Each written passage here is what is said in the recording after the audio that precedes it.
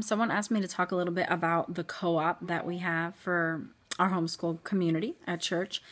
It's about 75 kids, I think, 16 families, maybe 17 or 18 families. And it's not just for our church. It's open to other moms. There's several other families that attend our co-op that don't attend our church. But we do have a statement of faith that we read and sign before we are, entered into the co-op. And because, I mean, that's the whole reason, or one of the biggest reasons for homeschooling, is you want to make sure that you're teaching your children theology that you agree with, that you believe, and you want to teach them the Word of God. And so it would make no sense to have a homeschool co-op and then let people with other faith and theology and religion be a part of it, because then you're doing exactly what you would be doing, sending your kids to school, putting them in someone else's hands as far as what to believe about the Lord and all the things that can come up with that. So we do it at our church, and we have nursery with kids 3 and under, and then the 4 and 5-year-olds. There's like cutoff dates for the birthdays. So there's some like almost 4-year-olds and 4-year-olds and probably just turned 5 or something in the pre-K. Then the kindergarten, it's all cutoff dates. So it's like 4 and 6-year-olds, but some are probably like just turned 6 or gonna turn 6 before the semester's over. Then there's first and second, I think, are together, and third and fourth are together. And it's secondary education. It's not primary education. So it's not covering math, science, reading, handwriting, spelling, this stuff. It's covering what the curriculum we're doing is. I don't even remember the name, honestly, but it has to do with the days of creation. And so my son is like, the pre-K doesn't do the curriculum. It starts in kindergarten. The pre-K is going through letters and they just do cute stuff. Like yesterday they did O and P. So they ate Cheerios and popcorn, and they wrote the letter O, they wrote the letter P, they did an octopus picture, and then they did something with P, I don't remember what.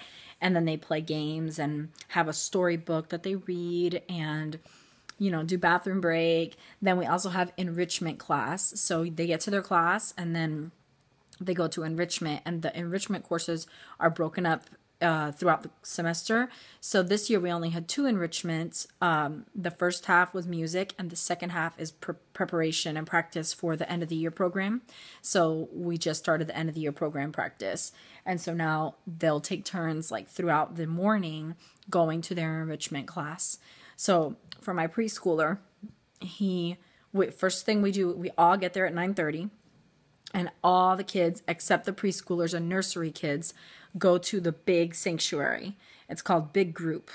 One of the ladies will do the Pledge of Allegiance, pray with everybody, and they put a nature video. It's called Nature of God. It is so good. They put a nature video on just to like settle everybody down, get everybody calm and focused. There's a lot of kids, and it's hard to, just have them all under control by yourself.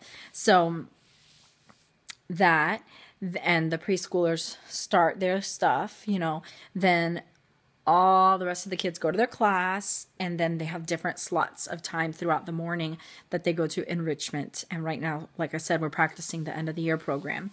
So my little boy is in pre-K. He's doing the letters. My kindergartner is doing the 6th day of creation. So it's land animals. And I'm one of the teachers in his class. There's 3 of us. So we rotate. So I'm teaching 2 months out of the semester, and so are the other ladies. And then there's always a helper in the class. So this month I was in nursery, and then the other 2 teachers were in the class, one teaching, one helping.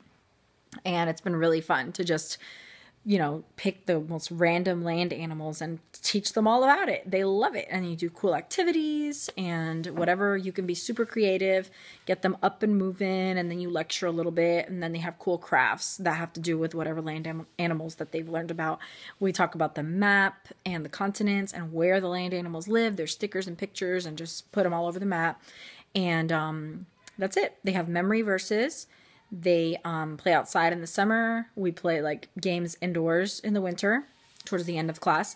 And then after their class, they go back to Big Group, and finish the segment of the whatever nature video they started in the morning, and moms come pick up. And that's pretty much it. We go from 9:30 to 12. It's really fun, and I'm sure a lot goes into it. We only go Fridays, so it's like 3 Fridays, and then the 4th Friday is a field trip. So we've done the theater, we've done farms, we've done symphony concerts. We're going to the library this Friday coming up. We've done Chick-fil-A kitchen tour. So just stuff like that. And it's really fun. It's just random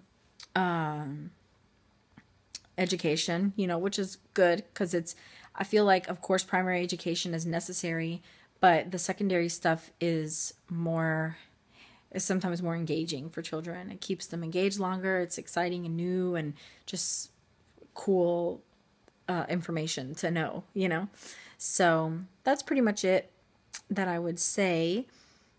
I'm trying to think if there's anything I was leaving out. I don't think so. It's pretty simple. So yeah, that's how we do our homeschool co-op, and it's growing every year. It's improving every year. I've only done it twice. This is my 2nd year, and it's been really fun to be a teacher, and I've been with my older son both years.